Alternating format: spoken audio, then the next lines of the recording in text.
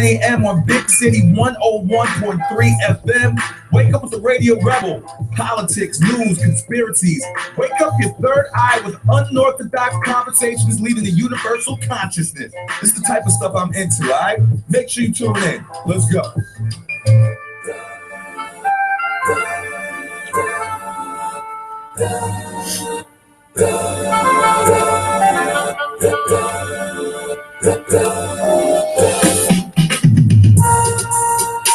Big City 101.3 FM. Waking up with Tayla Andre.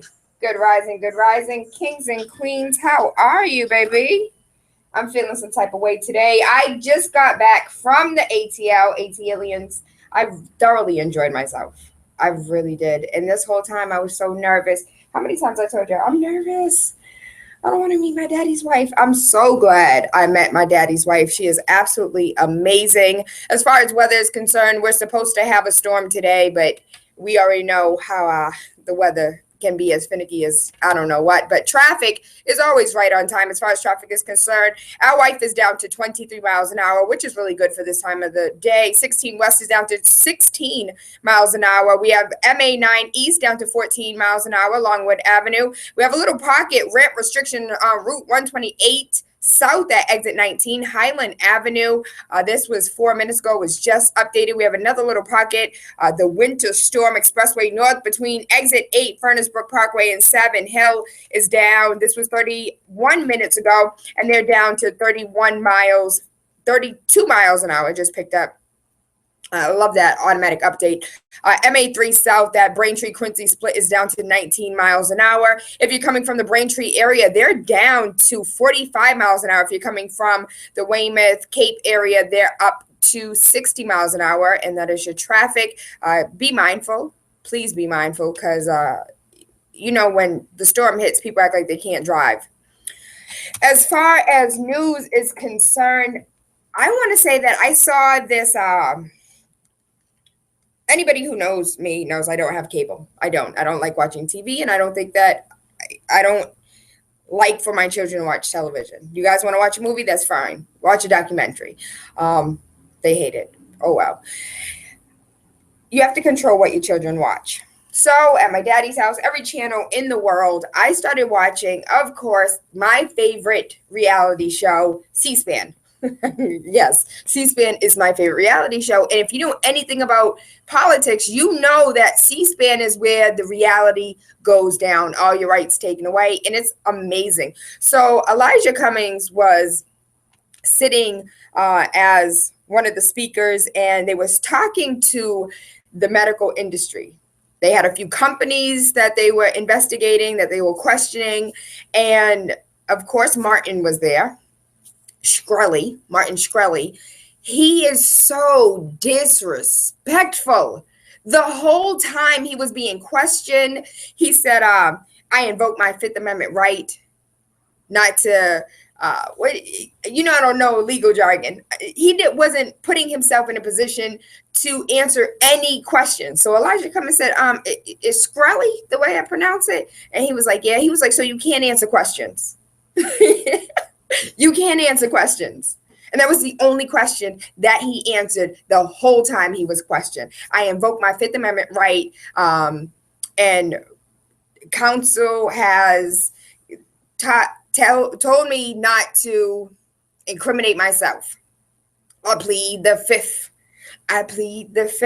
1, 2, 3, 4, fifth to all my Dave Chappelle watches.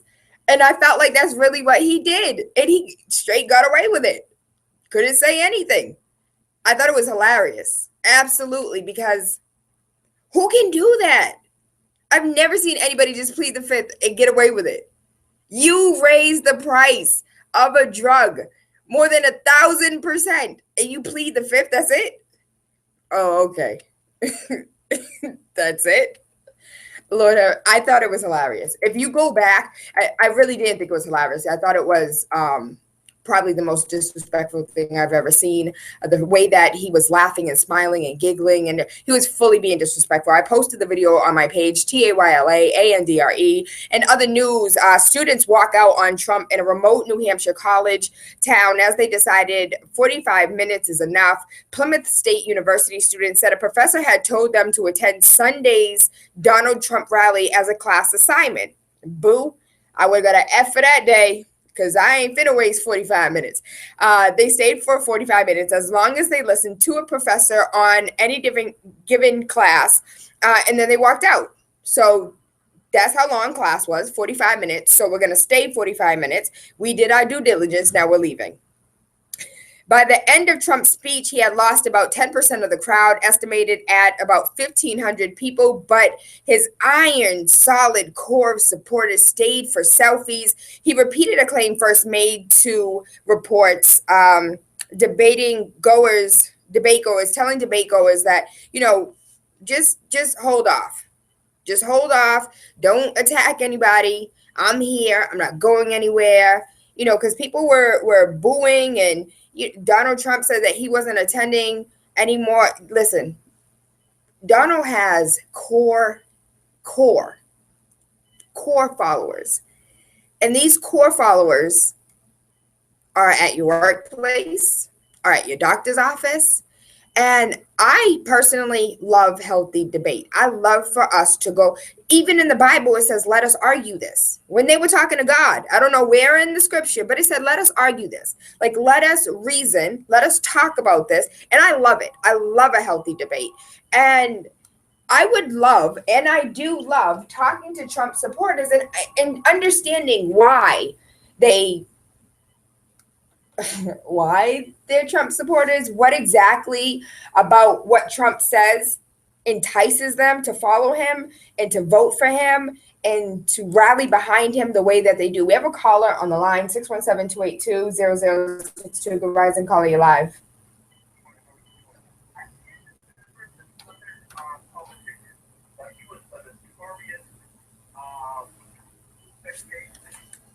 When he first started out, he wasn't a bigot from my understanding.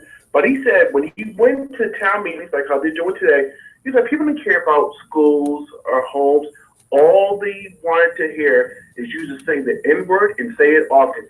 That's what Donald's doing. He's not saying the N-word, but he's doing the undertones.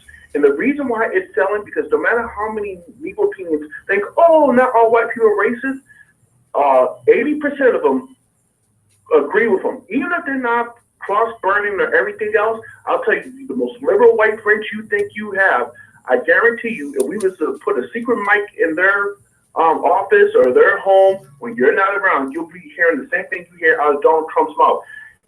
It's law, it's supply and demand. The reason why he supplies it, because there's a demand for it. It's just maybe a secret demand as opposed to 1920s when they were openly walk around with white sheets. So that, I was trying to figure out who that was. I was looking online, and thank you, Takwa. He said it was Strom Thurmond.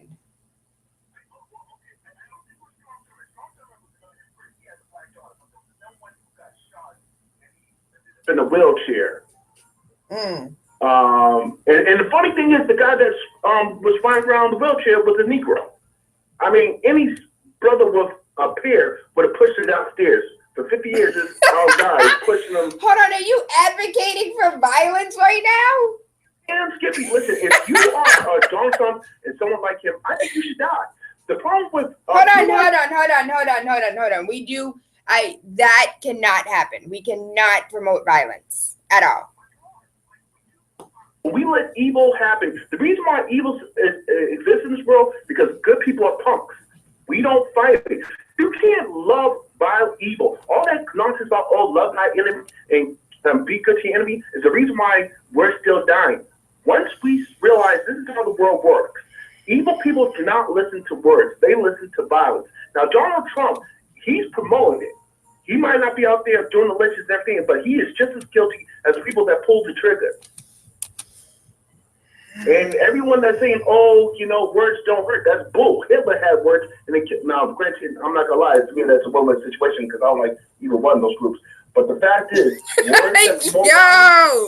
if it's not silent, it's dangerous. All right, baby. All right. 617-282-0062. Do you have anything that you would like to add to what he just said? You want to combat what he just said? You don't agree with what he said? You know, we have some listeners today. Yesterday was a very we had a very intense conversation yesterday on Twitter. I went ahead and posted, and this is like, we went ahead and switched up Power Hour today just to combat this one question that came in. So I was listening to the recording on talk radio of the mayor and Makiba from BPS, as well as the young ladies from Black at BLS. And in this interview, one of the things that was mentioned was the fact that you're already walking into a classroom where nobody else looks like you. You're the only one of your kind in this classroom. And then you're learning Eurocentric history. And this history does not reflect you at all. So I posted on Twitter, you know, it's great to have these conversations. And the mayor made mention to how this summer and this spring, we're going to have conversations about the history of racism. And he didn't say, you know, we've pushed it aside, we've ignored it, but we haven't dealt with it head on. And these are what conversations are going to be dealing with this spring and this summer. And I tweeted that I think conversations are great, but at the end of the day, we need to alter our history because, in my opinion, not fact, in my opinion, I believe that we cannot perpetuate this white privilege by having our history books, you know, uplift the white man and everybody else is a savage or a slave. Like, we can't tell half the truth and wonder why people are walking around here with their huevos out. Like, there's a reason why they think they're sitting on top of the world, because everything in their history books tell them they are superior to anything and everything, including the animals, for crying out loud. So I believe that if we were to do more than just talk about it, do some altering of our history books and say, listen, this is what really happened. Because then we become adults and we like, yo, why was I lied to my whole life? Again, I go back to James Lowen, Lies My Teacher Told, where he debunks some of these lies. And the tweet kept going back and forth and was just like, listen, you know, he was basing his research off of books from 1980, pause, because many books haven't altered since the 80s. If we go back and listen to the show, he's like, the things that the children were learning back in the 60s, we're still learning today. What has really changed? So, you know, Lord have mercy. Power Hour is about to be insane, though. But we do have another call on the line, 617-282-0062. Good rising, caller, you're live. Hey, good rising, baby. Welcome back, sweet girl. It's nice to hear your voice. Well, thank you, darling. I missed you guys so much. Well, you're awesome. I told you that the other day. You're straight, you're right to the point. Say it the way that it is. But that previous caller, I need to tell him something, okay? I'm a white female. Tell him. And the percentage that he has is prejudice. He needs to clear his mind a little bit better. Because we're all equal.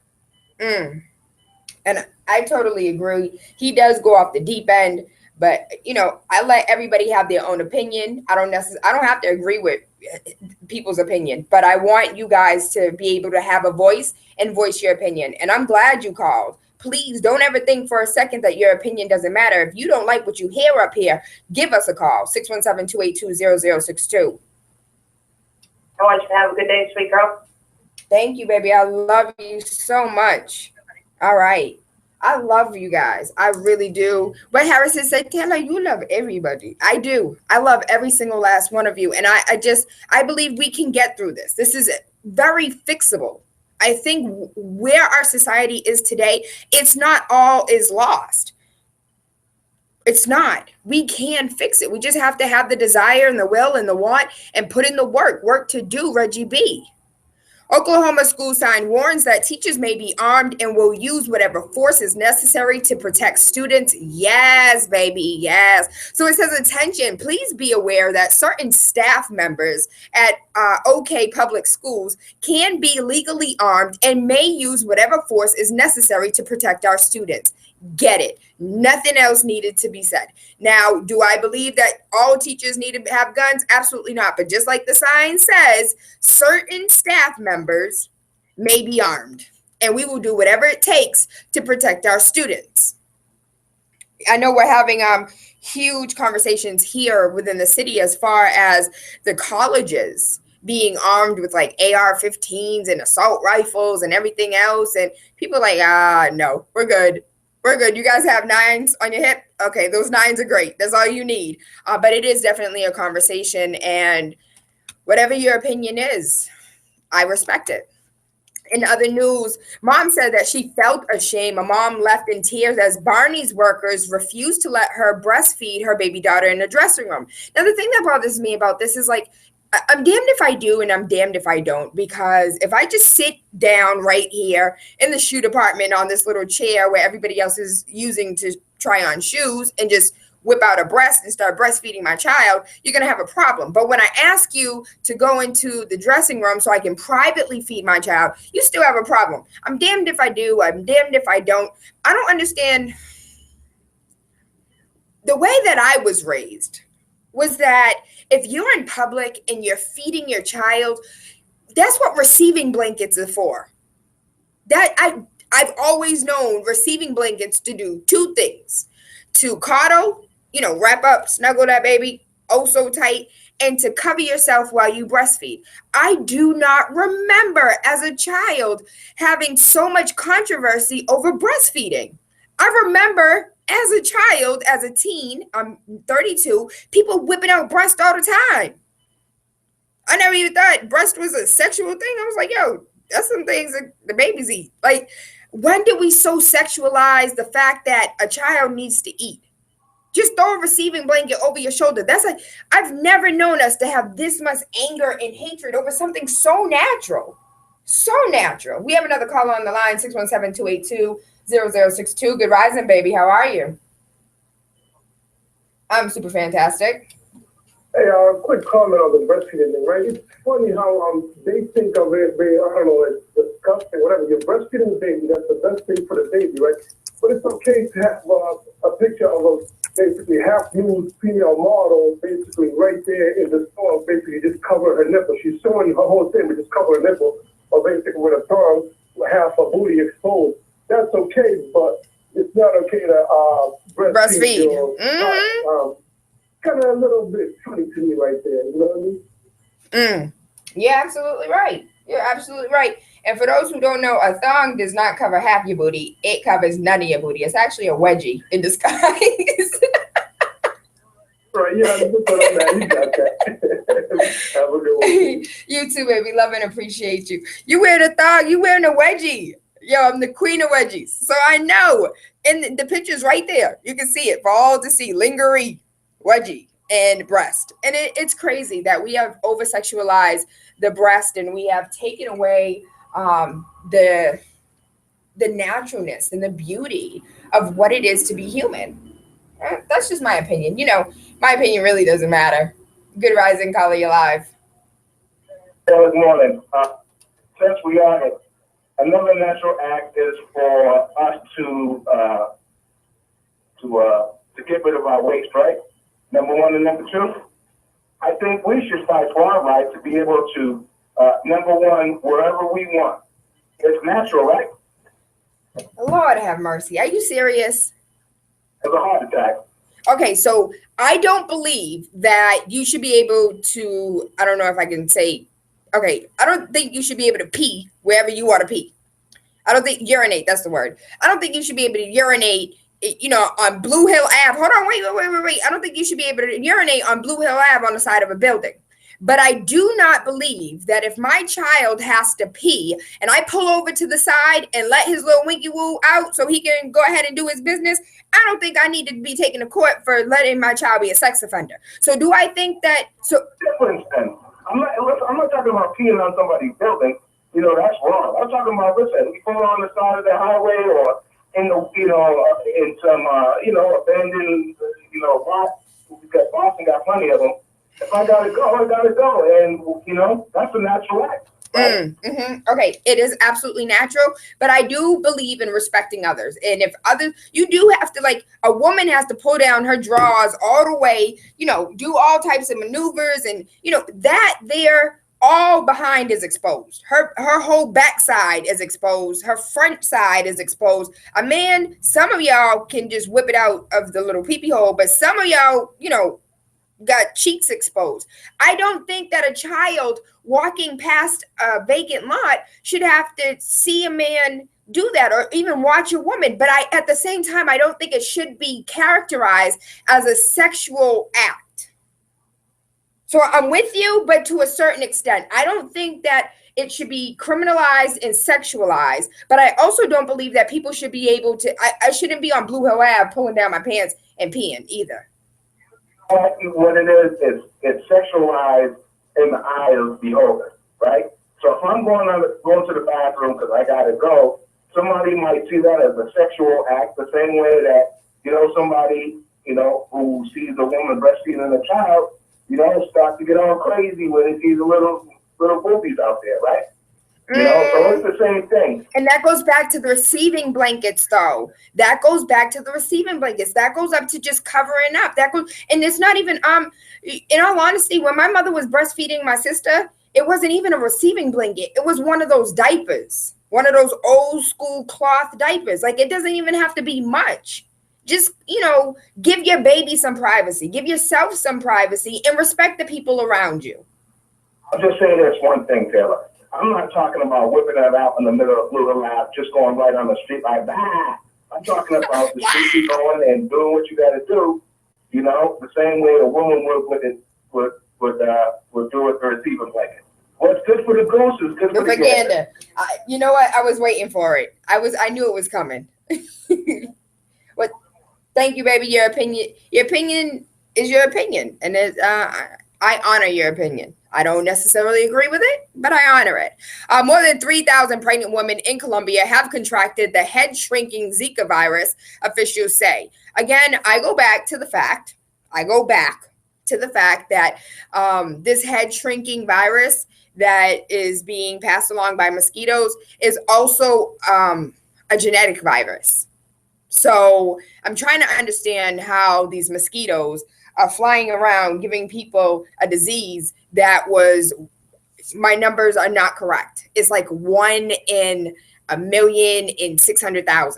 Like the numbers are huge. Like nobody really contracts this disease, but it is a disease and they've known about it for years. And now all of a sudden this disease is being spread amongst mosquitoes. I'm sorry. I don't believe it. I honestly don't believe it. The fact that over a year and a half ago, when I was on the Good Life morning show with Val and Neil, I read a story about genetically modified mosquitoes, and they laughed at me. They laughed at me and called me a conspiracy theorist. Genetically modified mosquitoes. This was over 2 years ago, because we've had our show for 2 years now. And again, these stories are not stories, but miniature puzzle pieces to a bigger picture that we are not paying attention to. In other news, Hillary Clinton. Where my girl at who's for Hillary Clinton? Baby, let me tell you about your girl. Hillary Clinton has made millions from her Wall Street speeches, but what did she say? We will never know because she's not releasing transcripts. She don't think it's none of your business what I said to those millionaires on Wall Street. Hillary has netted $21,700,000 in speeches made to banks, trade associations, and charitable groups and private corporations. But what did she say, particularly in her Wall Street addresses, will remain a mystery. And despite regular requests for transcripts from news outlets, it will not and has not been released. Baby. Just like them emails weren't released. What happened in the dark gonna come to the light sooner or later. So that's what I'm waiting for. I'm so waiting for it. I'm not going to talk about Hillary. I got some inboxes like, Tayla, why you always talk about Hillary? Why are you always talking about her? I thought you were supposed to be for girl power. I'm for girl power when you are doing the right thing. I'm for girl power when you have the objective of the people, not the corporations, in your heart and soul. And every single last decision she's made has not been for the people. It does not represent the people. And as much as she says she's going to make America great again and take this back and stop the banks. What do you mean you stop the banks? And she said this one time. I was listening. I listen. I may not pay attention, but I listen. That she was the reason why. I thought it was my girl Elizabeth Warren that questioned the banks and questioned the credit card companies and questioned Sally Mae, Freddie Mac. But it's okay, Hillary. You can take all the credit, all of it. If anything, I believe, opinion, not fact, that Hillary's like, listen, I need y'all to do this. Make it seem like I'm beating you. Make it seem like I'm whooping you so the other children don't get mad, all right? Them little peasants over there, I need you to act accordingly. Go on and cry. Go on, fake cry. There you go. There you go. Yes. Okay. You see, I did that. That's my personal opinion. And she's going to be best friends with them as soon as she becomes president. My opinion. It's not fact. Just my opinion. So I want to bring it back. Power Hour. What are we discussing? Motivational Monday. I want to go back to the tweet that I told you was really disturbing for me, at least. It bothered me a whole lot because I felt like we were not addressing the issue. We weren't addressing the problem. So in the tweet, I said, it's great to have a conversation around race and race relations here in the city of Boston, because the mayor, Marty Walsh, said that that's what he's going to do during the summer and the spring, is go ahead and have these discussions about the history of race and the history of race relation here in Massachusetts. I'm like, in Boston, I'm like, yes, great. It's amazing to have conversations, but one of the things we need to do is alter the curriculum of history so that we don't perpetuate white privilege. And the question that got tweeted back to me is, give me facts, prove to me, show me, tell me how history is perpetuating white privilege. And I went on to say, but like, what do you mean, how does it? We're not properly represented in the history books. And hold on, pause. Don't they talk about the Civil War? Don't they talk about Martin Luther King Jr.? Don't y'all talk about Rosa Parks? Like, what else do you want? You want, white culture to be inferior to black culture? Is that really what you want? No, I want to address history factually and not what we think or want to teach our citizens. How many children today were students of history yesterday that are learning the truth and waking up? There's no reason why you should be waking up. You should be awoke. You should be up. You should be knowledgeable. You should know your history from front to back. So that way we don't sit here and perpetuate or continue this cycle or doing the same things over and over again, expecting a different result, but not altering a damn thing. One of the most educated men that I know, a man that is so refreshing in his speech, is Ken Williams. Ken Williams was the officer from Brockton that went ahead and placed a discrimination case against Brockton. And this is still in the works, so there's not much that he can discuss. But he was on air with us a few weeks ago. And I called him last night and I said, Ken, can you help me? Can you help me, please? Explain to those who don't understand how history is perpetuating this ideology of white privilege by simply not allowing the whole truth to be told. And he said, Tayla, that's easy. So I would like to present to you Mr. Ken Williams. Good rising, my king. How are you? Good rising. Thank you for having me. Thank you for being with us. I really do appreciate your time. I know you're busy, but I want to thank you nonetheless. I don't want to waste any more time. So I don't know where exactly we can start. But wherever you believe the starting point is, let's begin there. Well, I think it's fair that because most people don't understand the very beginning of life and the history of life, I think we need to start at the very beginning.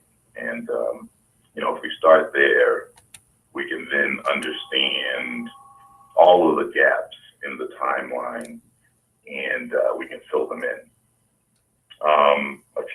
Just a few years ago, there was a family, a gentleman by the name of Albert Terry, who lives in South Carolina.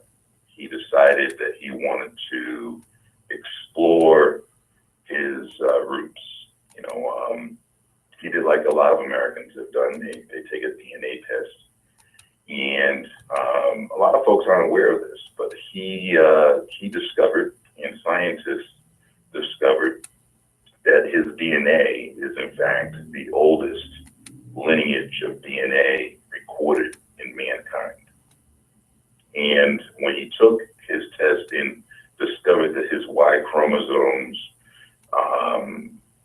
went back 338,000 years ago in the lineage of, the first man basically to be on the planet.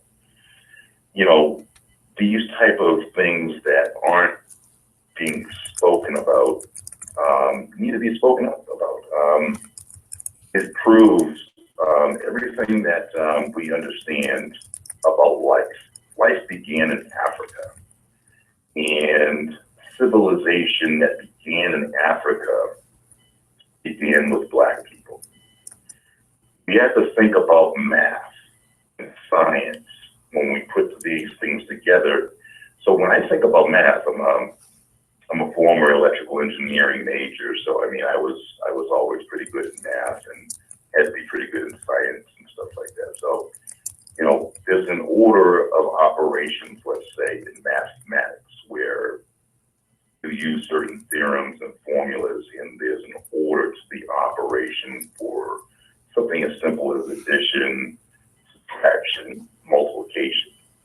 We have to apply these same principles to life. So let me start with the fact that if you think about the order of operations to life, and you think, for instance, two Black people, an X and a Y chromosome, there are 23 chromosomes that create human life. A Black male and a Black female, they produce life. A white male and a white female produces life. But think about this for an instance. Two Black X and Y chromosomes can produce a white child. Two white X and Y chromosomes cannot produce a Black child. So, and when we think about the very beginning of life and the populating of the world, and we have to go and parse this out, this is a fact, a scientific fact that we need to understand has not been taught in schools, because it's a very empowering thought process to say to yourself, you know what, Black people are responsible for populating the earth. Now, you know, let's go back to Africa. It's well known and well established that there are certain areas in Africa that albino children are very prevalent. So, you know, here it is in these tribal regions and stuff of Africa, and you have a Black X and Y chromosome that produces an albino child. Now, over a period of time, it makes me wonder, you know, whether or not, there may have been some friction or some sort of cultural thing that was going on that might have caused us, you know, over time to separate from who the mother and father are of humanity. But nonetheless, this is something that I believe is a very important lesson for people to maybe look at, and then they understand from the very beginning how important they are to civilization today. Let's go back to Africa again. Modern civilization, whether we're talking about engineering, whether we're talking about roads being built, whether we're talking about sciences, medicine, everything that modern civilization is built on and benefits from began in Africa. And even when we go through the timeline and we look at military operations, a lot of folks aren't aware of this.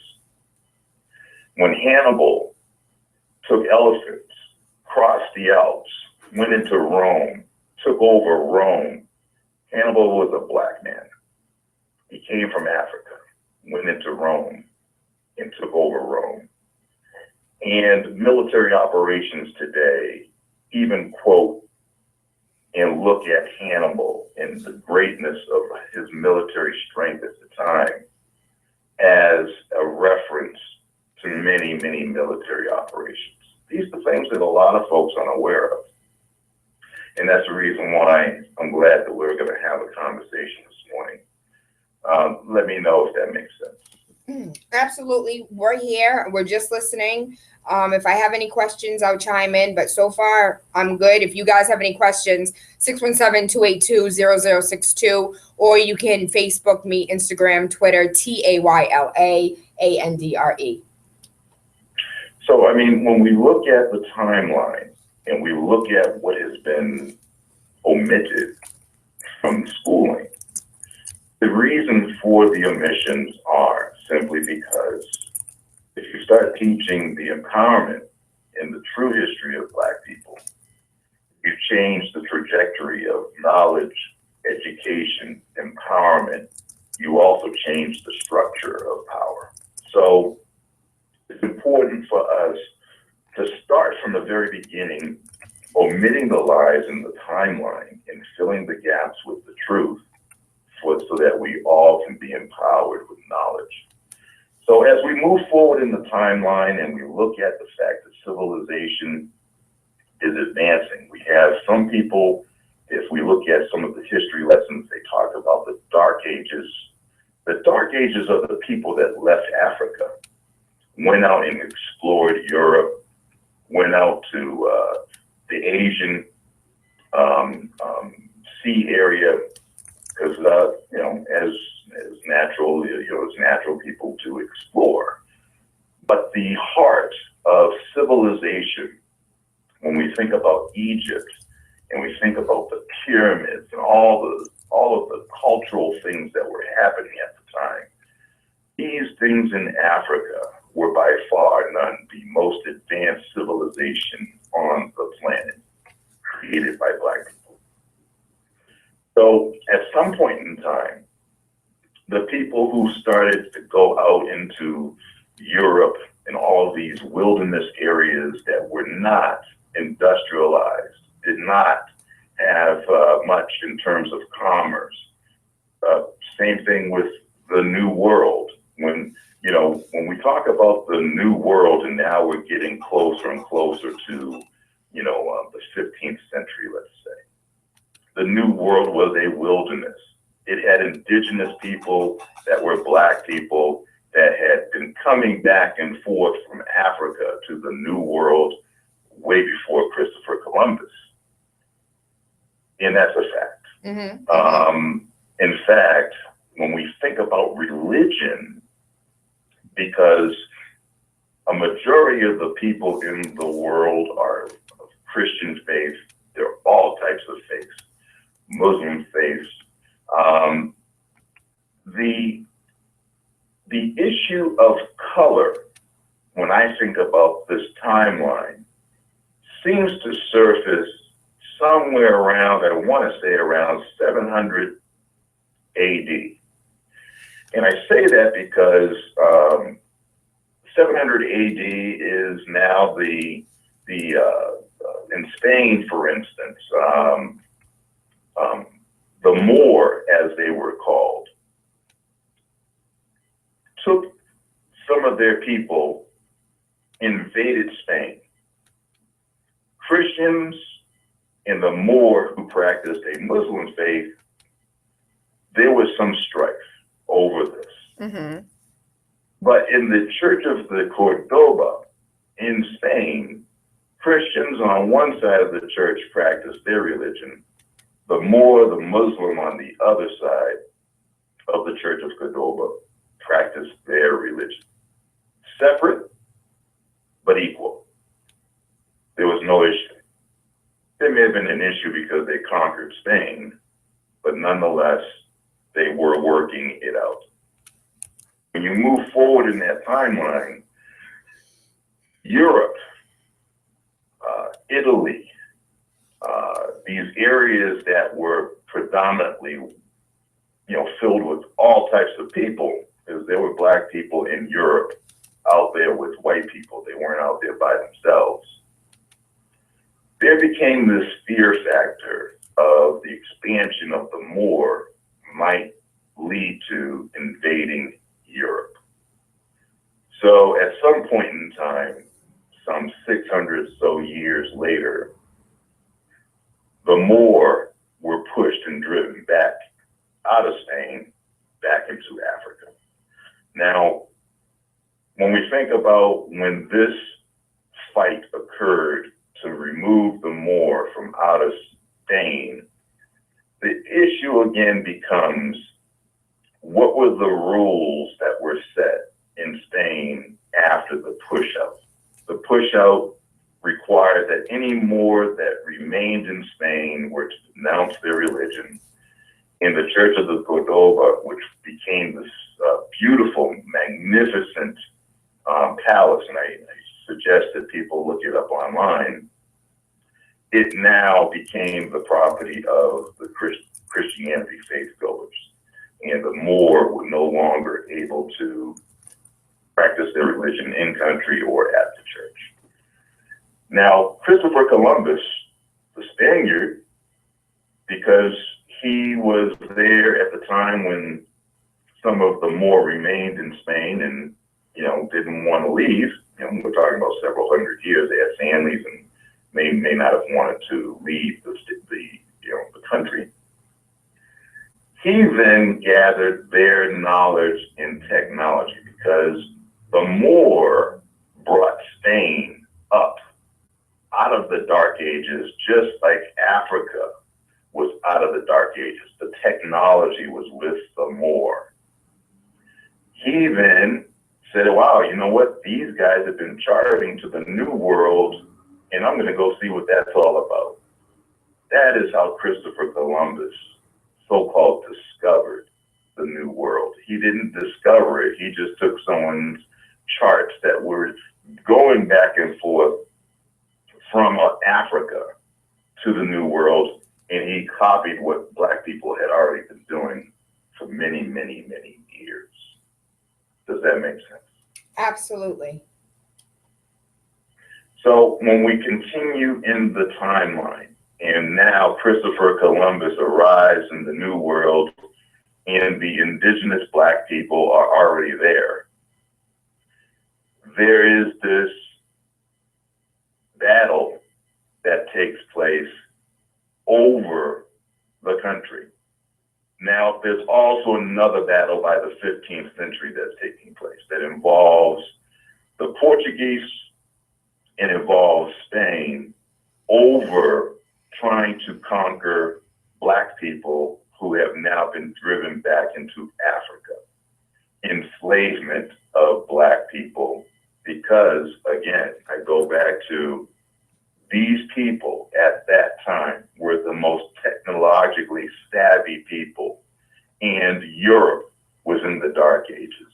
Africa was not. So they wanted to capture the people who had the knowledge, the experience, and all of the, if we think about it at the time, they had all of the technologically advancements that all the other areas did not have. So they were robbing the technology now through people by trying to capture these people, our people, black people.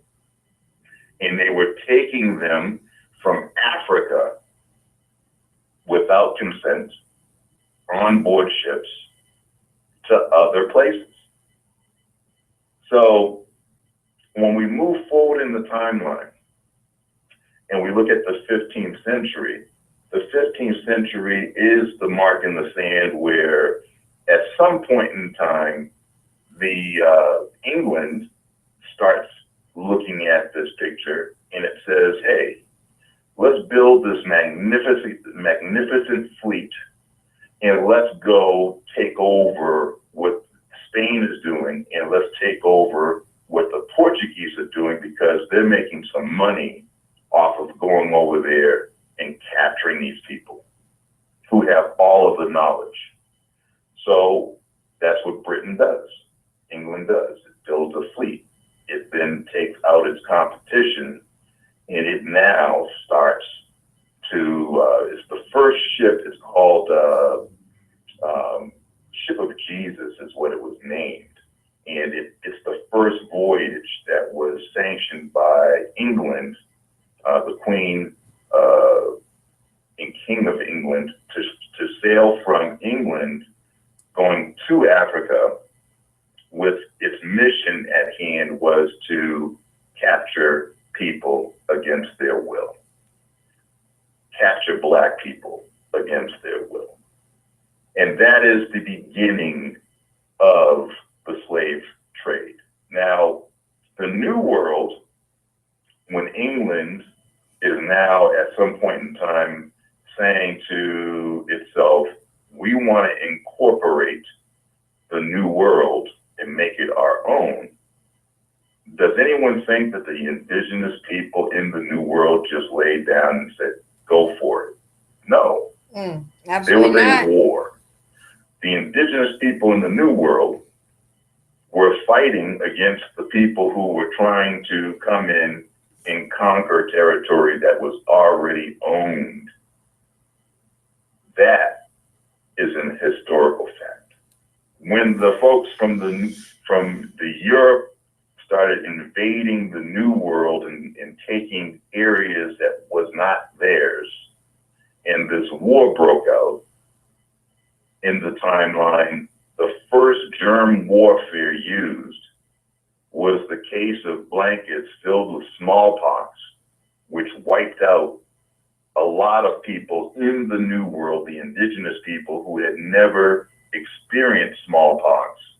They were wiped out from this first introduction of germ warfare by people in Europe. This did not sit well with the indigenous people. They again went to war with the folks that were invading their areas. Now, technology, the advancement of technology, the gun being manufactured was the tipping point. People with spears and clubs trying to go and stay as safe as they could against an enemy were battling an enemy that had created a gun. So now we're going to move forward in the timeline a little bit more. The indigenous people are losing the battle because of the invention of the gun. The people in Africa are, they're being grabbed because now these ships are coming and going, grabbing people from the shoreline, taking them into a bondage against their will, without their consent, and having no crime being committed.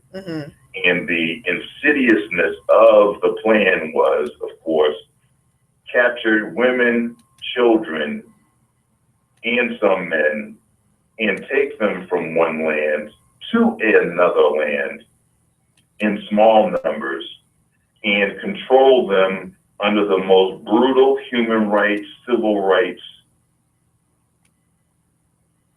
program ever known to exist, ever. So when these ships and these people, many of them children, were transported from Africa to the New World, if people explore in 1629, Harvard University has a book that it put together by students exploring the history of Harvard. And in this book, it admits that at the time when Harvard was founded, Harvard University and the governor of Massachusetts at the time, it's called Harvard and Slavery. They turn to themselves and they say, okay, we're now here in the new world. If we don't get cheap form of labor, HarvardandSlavery.com. world, you can search it, they're not going to HarvardandSlavery.com. So they then turn to the Moor, the black people who were coming in from Africa. And in the same book, it says they could have 20 more doing the work that one white European could do. So it was the form of cheap labor to build this country that we're now in, that black people from Africa did. The roads, the buildings, the farming, every form of commerce. If there were not black people introduced into the new world, because the white Europeans had gone to war with the indigenous people. They were from this land. They tried to enslave them.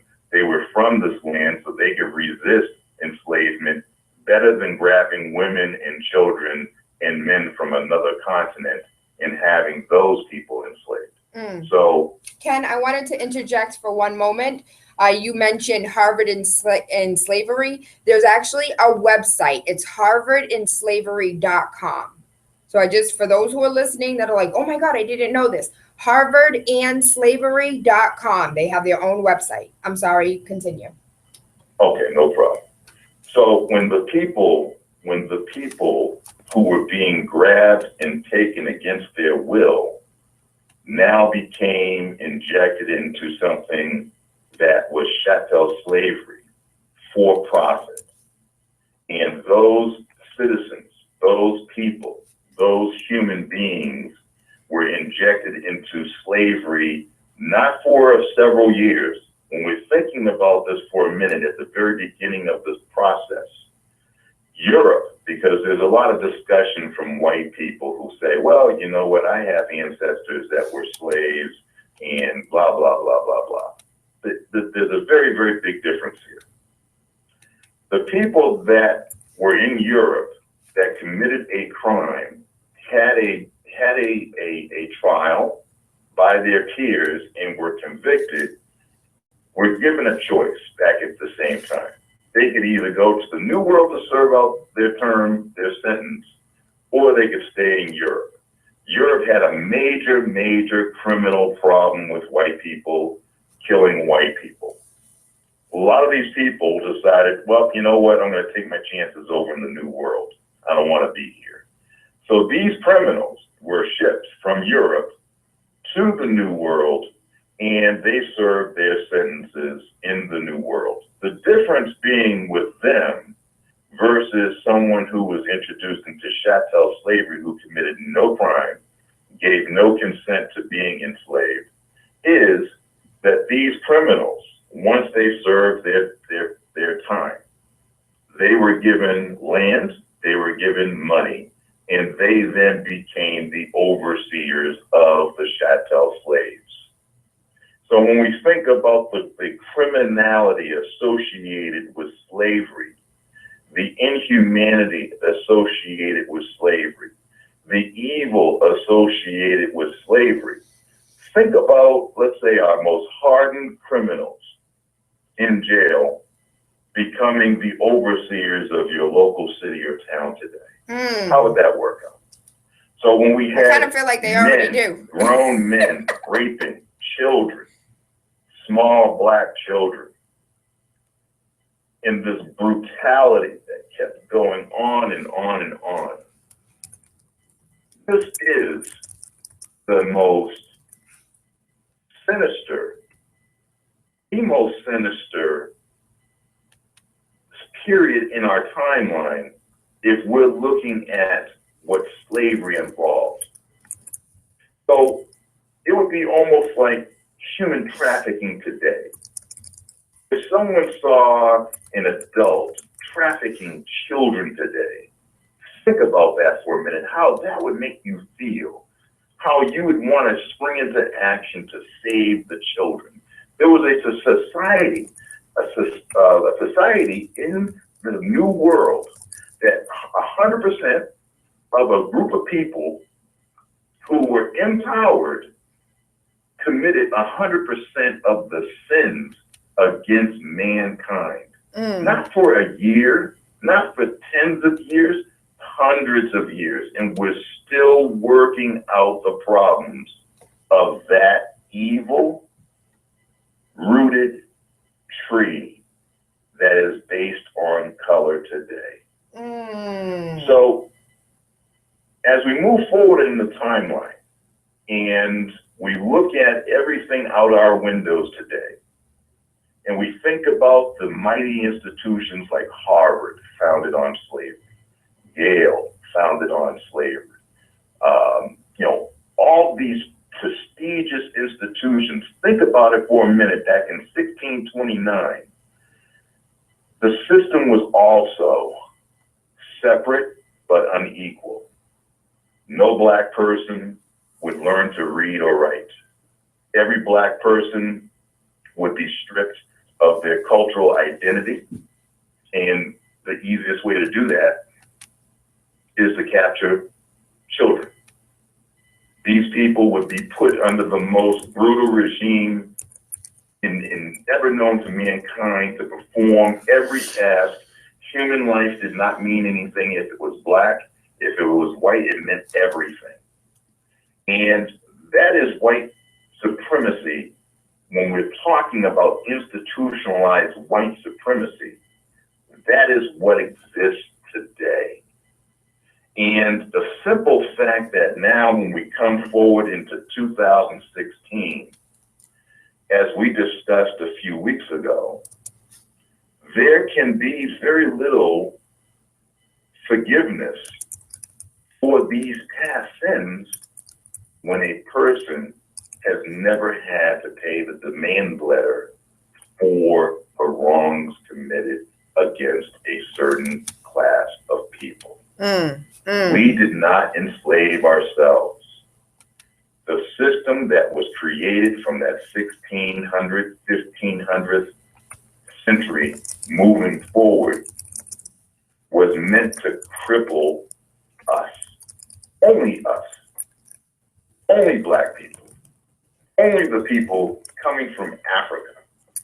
And, that's the reason why, as a black African man, when I go to work and I hear my white counterparts saying, you know what, I'm going to go back to the old land, they're going to go back to Italy, or, they're going to go back to Rome, or they're going to go back to Australia. And I sit there and I think about it for a second. Where am I going to go back to? I've been robbed of where I originate from. I know it's probably Africa, but where would I know to go back to in Africa based on the disconnect in my family tree, my lineage, which is why Albert Perry from South Carolina, when he was doing his DNA test, he was exploring, like millions of other black people, how do I fill the gap on where I'm from? And that's how we made the discovery as a world that black people scientifically has been proven we are the Adam and Eve of all. So let's say, because we just hit mid mark of the hour. So now that we have the history of America, can we touch upon the fact that this history is lost? This history is not in our history books. This is not what our children are learning. And if I go back to the Twitter comments of going back and forth yesterday, one of the comments that was made was, the history of African quotation marks American is that y'all were just slaves. So you guys are discussed in history books. Outside of that, like if you want to learn African history, then go take an elective. But as far as African American history, your history is that while in this country, y'all been slaves, and it's discussed in the books. So what else do you want? Frederick Douglass is discussed. Martin Luther King is discussed. What else do you want? Explain it this way. Having gone through the K through 12 education program myself, and then continued on to college, I'm going to explain it this way. When I went to college, although I had very progressive parents in terms of teaching me about, my history and stuff like that. When I went to college and I took an African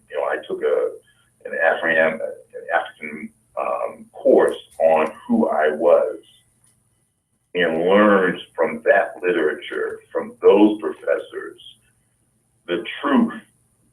Although my parents may have been saying it, I was listening to some and ignoring some of it as well. As every generation, I believe, tries to look at, they try to assimilate, because that's what the schools are doing.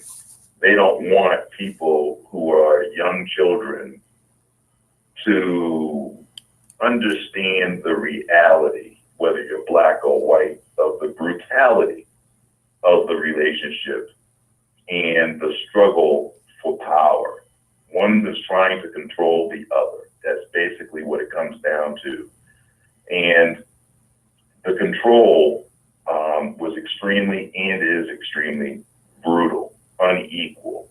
And when we think about the law today, and again, we're going to go back and I'm going to bring it up again, the 1964 Civil Rights Act. It's not the first Civil Rights Act. There have been 15 Civil Rights Acts since 1868 trying to correct the immorality of white people targeting people of color when it came to housing, when it came to job opportunity, when it came to policing. All of these brutal things that some people did who were white against other people of color has been long standing in the timeline. And it's because of that that we have problems today that are persisting, because white people don't want to teach other white people the reality of who they are and what they represent. It is up to black people to teach black people and white people, this must stop. It must cease. And it doesn't cease because I'm going to get emotional with you and angry with you about it. It must cease because I'm going to show you the data that refutes all of the lies that you have been told.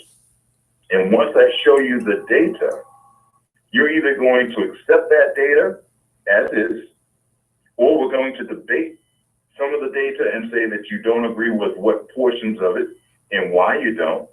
But that begins the long conversation. White people are fearful of having the conversation because it wakes black people up to their greatness. So we currently have a call on the line, Ken. I'm sorry to interject, but I definitely want to get to the callers. If anybody has anything they would like to add, I don't care if you're black. I don't care if you're white.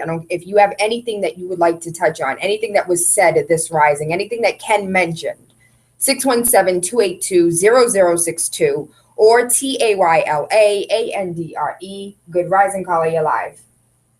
Yes, good morning. Good rising. How are you? I'm doing all right.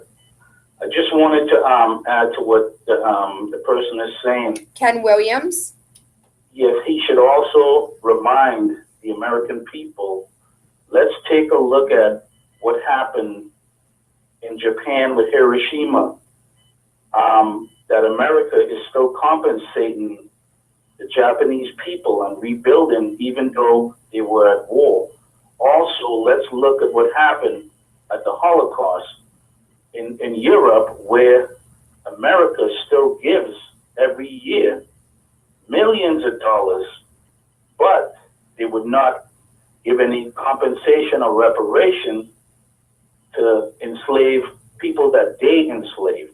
That's what I wanted to add. Thank you, T. Michael Thomas. Love and appreciate you. Ken, we have one more call on the line, 617-282-0062. If you would like to, and I would love, supposedly some of the Twitter people who were tweeting yesterday are supposed to be listening. I hope you guys are listening or watching online. Either way, please give us a call, because there was a lot of things that were brought up yesterday. There were a lot of, you guys get to talk about Frederick Douglass and African Americans. If we're going to talk about African Americans, let's talk about your history here while in this country. That's the history that you want to talk about, right? When it comes to American history. And listen, you may have defeated me yesterday, but I guarantee you're not going to defeat this conversation. You are not going to defeat the truth. But I definitely would love, some playful banter. 617-282-0062. The Rising Caller, you're live. Good rising, Taylor. Thank you, Ken. You did a fantastic, thorough job in explaining this thing from the beginning, and about their snatching of the master builders. They have, our history cloaked in the parables of their Masonic, order. But, in 1555, as you mentioned, John Hawkins lured us on to the good ship Jesus, promising us more gold in the new world than we're getting for our labor over there. And there's a Negro spiritual. You can have this whole world, but give me Jesus. And folks don't realize that they weren't talking about the evangelical Jesus, the way they try to sell him to us here, but they were thinking about the ship. They were like, you can have your new world, you got this whole world, but give me Jesus so I can go home.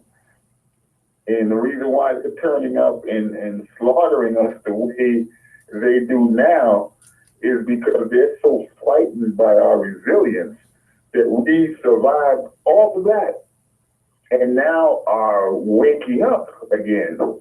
And, T. Michael Thomas mentioned, the Holocaust and those folks are still being paid. And, a lot of the assets that they had were gained by the trafficking of us. So as they stand there collecting their reparations, we should be standing right behind them to confiscate it as soon as they get it. In the state of Israel that was built for them, right, sets the precedent of why point number 4 on the back of the final call is feasible and should be done. And for those who don't understand what point number 4 is, it says that we should be given a land or territory of our own, and our needs should be supplied until such time as we can go it alone on our own. Aqua, I love you. I thank you. I appreciate you. Ken, is there anything you would like to add with the 2 callers that just called in? I appreciate the callers because it does bring up, there's so much in this timeline, and because we only have an hour, we could spend a lifetime talking about all of the wrongs committed and all of the things and who is responsible for these wrongs, because that ultimately is the conversation that white people do not like to have. When you start bringing up the data and you start proving your point after point after point, ultimately, it's not black people that enslaved black people in the New World, it's white people that enslaved black people and created this system of brutality that has never been seen ever in society ever before. I wanted to bring up a couple of other points because this idea of back to Africa. In 1816, there was a formation of a society called the American Colonization Society. And when it was created, they, in the Americas, in America that is, went to leadership in America, black leadership, and tried to say, hey, you know what? This isn't working out. Black people should maybe leave and go back to Africa. So the society, through the U.S. government, a lot of people may not be aware of it.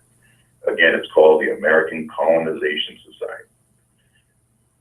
Put together ships, actually purchased Liberia off the coast of West Africa, and started colonizing Liberia with people in America, Black people, who wanted to go back to Africa. Now, at some point in time, Liberia broke off and it became its own free state. So in the mission to actually have people go back to Africa was a complete, utter failure. People were dying from diseases because they weren't now from the land, and now they were being introduced into an area that they were not from for several hundred years. Also, in the timeline leading up to the Civil War of 1860, Lincoln turns to the free Black folks, who he says, you're so-called free because you're not really free. But nonetheless, he turns to them and says, look, the government can't send you back to Africa any longer because that's out. We're beyond the 1821 period where Liberia was, a place that we could send people to. We'll give you any place in South America that you want to go. We'll pay for you to go down there. It's a one-way ticket. Black people turned to Lincoln and said, get out of here with that. I'm from here. I'm going to make here better. I'll even fight in this war if I have to for my freedom. That's what led to 200,000 Black men fighting in the Civil War and Lincoln relaxing the Militia Act because the Union at the time was actually losing the war to the Confederacy.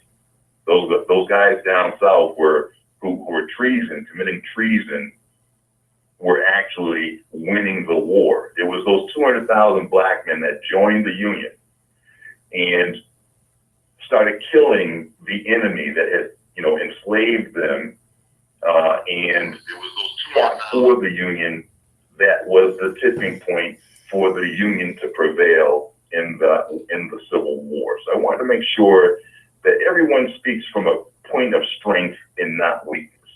White people who want to go and paint the history and the timeline of slavery always want to paint it from a position of Black people being weak. Well, you know what? I understand that from the time that Black people landed on this spot and were enslaved, slave revolts happened immediately, and there were many of them. Some people, unfortunately, said, hey, you know what, let me get along and go along, and they tried to go and pray about it and hope that things got better, and other people did something to make it better. Now, we're in that same position today. When I look at the legacy of Dr. King, who was able to put together a coalition of people, white and Black, and to bring into the forefront in modern day the unbelievable disadvantages, inequality that existed in modern day. He himself, out of all the leadership that was out there, he himself and people like-minded were able to get the 1964 Civil Rights Act passed. And I'm going to say that one more time. The 1964 Civil Rights Act, it is up to us, the legacy, 50 some odd years after 1964, it is up to us to make sure that we educate ourselves about the law and to make sure that whenever we experience discrimination in a workplace, or if we experience discrimination in a school system, the Department of Education in the school system has a law. It's called Title IX. And Title IX prevents discrimination in schools. It says that a school that is being discriminatory in its lesson plans directed at people, it can lose all of its federal funding. So wouldn't that be all schools, Ken? All schools. Harvard University a couple years ago was hit by the United States government with a Title IX action. Harvard Law School and Harvard University. Do you know what Harvard Law School and Harvard University had to do with the United States government when it was hit with a Title IX? Tell me. Settled. It's settled. That's how powerful Title IX is under the Department of Education. Discrimination is not permitted in any school system. And that's the reason why we need to continue to have community discussions about empowerment. So yesterday when I made a comment about altering the history, the curriculum of history, and being told that history doesn't need its curriculum altered. What would you say to that? You know, by all means, it does need to be altered, because if white people who are creating these lesson plans are filling people with false information, I'm going to use some legal terms. If I'm giving you false information, what are you going to do with the false information? Perpetuate a false idea of history.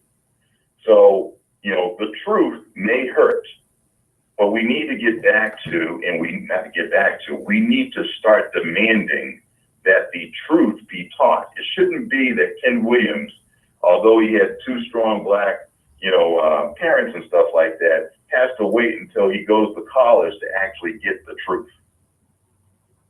It shouldn't be that the curriculum is so watered down that children are being taught that, you know what, the Indians and the new settlers sat down at a table and they broke bread with each other and they were friends, when that's a complete lie. It's an absurdity, because it seems to me that we should be talking about the fact that whenever, if someone came to my property I own, and tried to take it over, I'm not going to be a happy person. So the indigenous people who were here were not happy that someone was coming to their property and trying to take it over. The African nations were not happy, even though there was some war that was going on in Africa, and some of our own enslaved some of our own people, and then that's what led to the slave trade. That still does not mean that the people, the good ship Jesus from England that went over there and sold people was, hey, come with me. I'm going to take you on a vacation. I'm going to bring you to a place that you're going to become rich. You want to go? Oh, sure. That sounds like a great idea. But then they find themselves in bondage doing all the work. And that wasn't with their consent. They didn't say, hey, let me go to jail today for the rest of my life to make you rich. But that was the deal. The contracts were broken from the very beginning because of lies. The history books, unfortunately, American history is filled with many, many lies. Ken?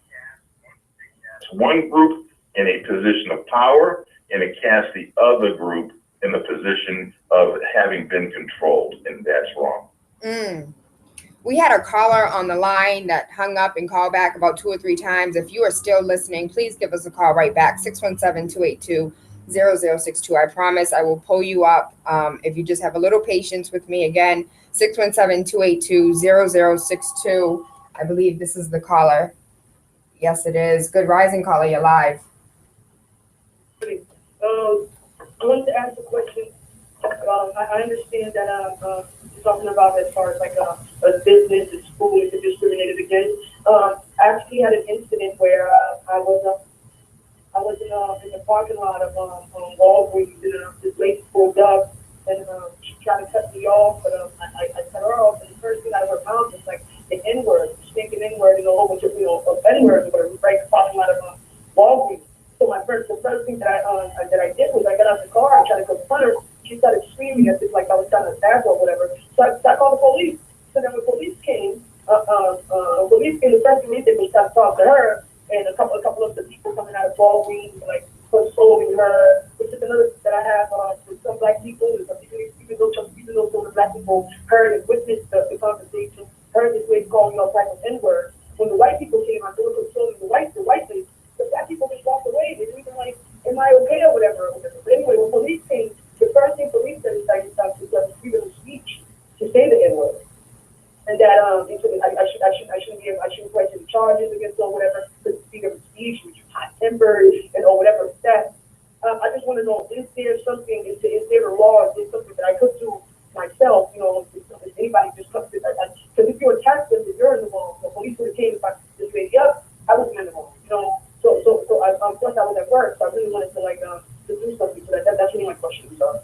So thank you so much for your question. Thank you for calling back. Underlyingly, Ken, I believe the question is when someone uses their freedom of speech, are there any titles or any laws that allow us to say, listen, that's unacceptable. I don't, care about your freedom of speech. That is hurtful, and, I feel verbally assaulted. That's an excellent question. The answer to the question is that if someone's speech makes you feel threatened, if it starts to compel you to feel as though you are threatened, then it becomes a threat. And,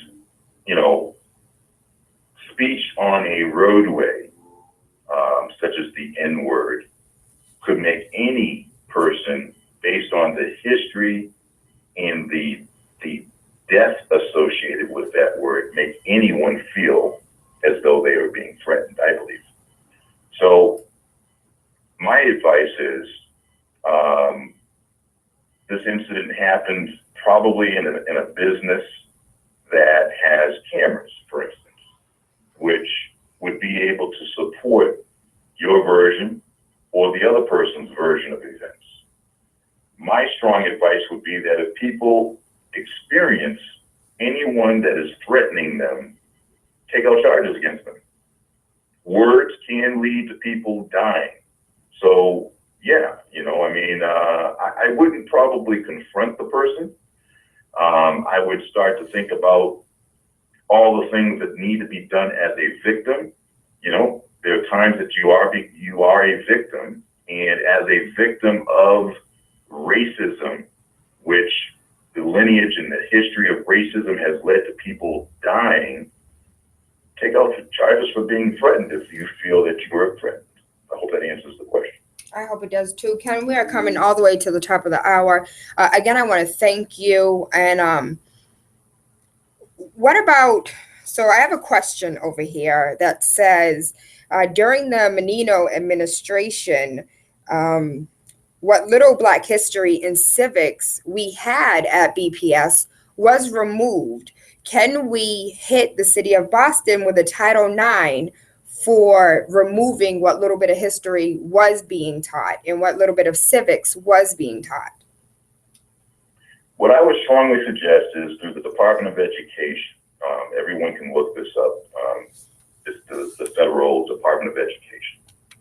If you look up, Title IX deals with a lot of sex discrimination complaints and issues in school. But there's also this, you can't have discrimination in schools because, like I told you a couple weeks ago, under Title VI of the 1964 Civil Rights Act, any institution receiving federal funds must comply with federal law. It cannot be discriminatory. Schools receive federal funds. Title VI applies. If these lesson plans are discriminatory, meaning white children are receiving an education that is unequal to Black and brown children, that is discriminatory. Contact the Department of Education federal program and explain to them under the 1964 Civil Rights Act, Title VI, you want to file a complaint, and do so. So would that work if we were to say this is Newton's curriculum versus BPS's curriculum? Look at the differences, look at the lack in BPS. Would that still hold any weight? Let me say it one more time. If a white student is receiving a benefit from an education that a colored, a brown or Black student is not receiving, if someone is teaching you lies and you're not, that's all of America, it, but the white students are benefiting from it, that in itself is discrimination. Well, excuse my ignorance, Ken, but that sounds like all of K through 12 and institutions of higher education. File a complaint. Ken, I thank you. I love you. I appreciate you. I'm going to ask you to come back, right? Thank you so much. Ken, if anybody has any questions, anybody wants to reach you, how can they get in contact with you? Right. My service is kwillservices.com. That's the website, KWILL services.com. Most of my work is out of state because it avoids a conflict of interest in Massachusetts. But I help people out with all types of problems. And they can also reach me by cell phone, 774-451-1290. All the information's on the website at kwillservices.com. Thank you so much. Again, I love and appreciate you. I hope you have an awesome day. Big City 101.3 FM, Waking Up with Tayla Andre. I really hope you guys gained something out of today because I definitely know that I did. And it's blowing my mind that this is real life. It's blowing my mind that these are the things that we are currently dealing with in 2016. I thought in my younger years that we could have been past this. We definitely could have been past this. We could have worked together instead of attacking each other, instead of hating each other, instead of arguing with each other, instead of debating with each other. We could work together to fix it. If all of this energy, this negative energy was redirected, what could we accomplish? Again, I'm a mixture of everything, so I can't, in a sense, hate myself. But what could we accomplish if we didn't hate one another? I'm heartbroken because I know what we're capable of. I know what we're capable of as a people, as a whole, as all of us, not Black people, not white people, but all of us collectively. But we are so ignorant and so selfish that we can't see outside of ourselves. Again, I hope you guys gained something out of it today. I definitely feel some type of way. And what are you going to do? We're just going to sit back and pray and sing hymns, huh? Absolutely not.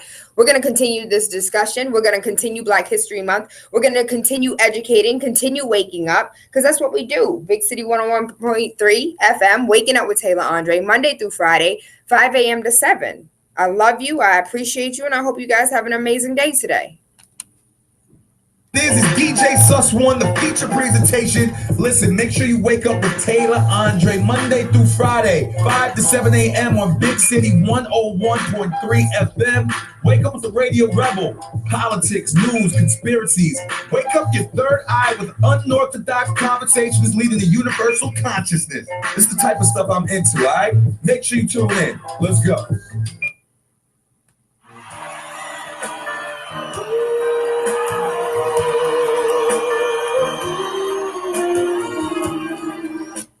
Before we leave, I really quickly wanted to give my love, my peace, my condolences to Maurice White's family, friends, supporters, fans.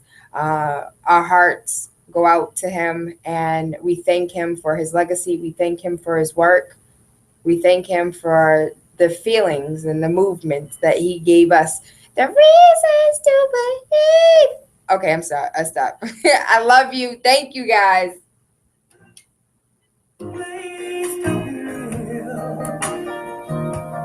Thank you, Ken. Yeah, I think everything was perfect. The message was clear. Everybody was texting, and again, you said you're not on Twitter, but people really do appreciate the fact that the truth is being told. And aside from the truth being told, they think that you broke it down eloquently and perfectly for the hour in which that we had. So I would like to keep our date. Let me take a look at the calendar, because I had you in the calendar prior to the 16th is when we're supposed to have you back, next Tuesday. So if that works for you, I would love to have you come back because people love you. Okay? Thank you, Ken. Have a good day. Bye-bye.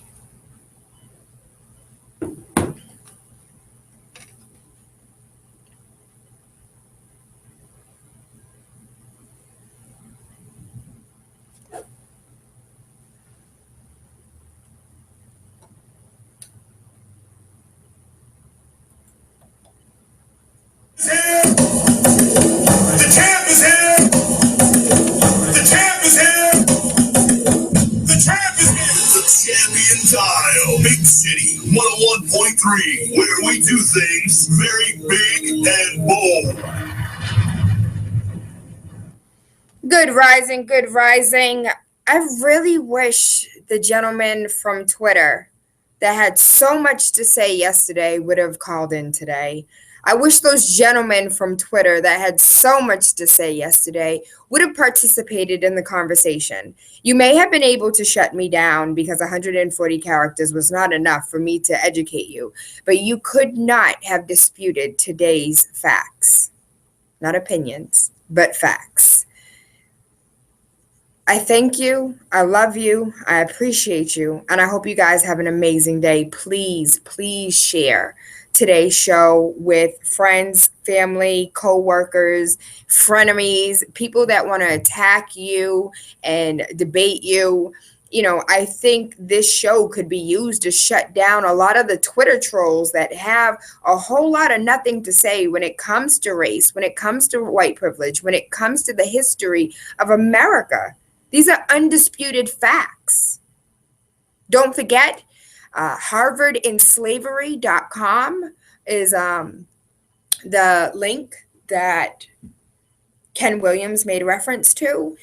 I love you. I appreciate you. And I hope you guys have an amazing day today.